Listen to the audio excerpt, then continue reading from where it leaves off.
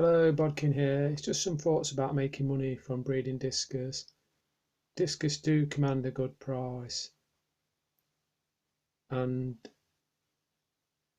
there is money in discus, but you do have to plan everything out and have a good idea what colour strains of discus you're going to breed, and you're going to have a good setup. Another thing is your food bills can be expensive with discus. They're normally fed with beef heart, and also your energy costs, because discus needs such a higher temperature, 82 Fahrenheit plus, so these are things to consider. My thoughts on getting pairs of discus wouldn't be to buy breeding pairs, because if you're buying breeding pairs from other discus breeder, it's very rare a discus breeder will part with a good pair of discus, sadly.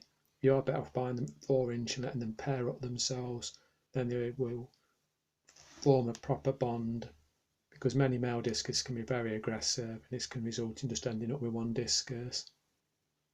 They can be very pushy, trying to force a female into spawning when she's not ready and eventually stress the female out. One way of making lots of baby discus would be to learn how to raise them artificially.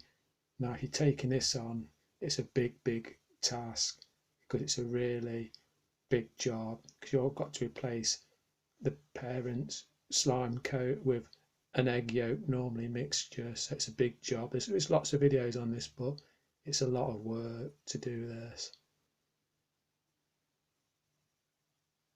Also, the other route would really be to bring fish in, but you have to be so careful of your sources. You really don't want to buy inferior fish in and end up with a cocktail of diseased discus. This is something you'd really have to look into. So it's just a few thoughts on making money out of discus breeding, and maybe even buying them in and selling.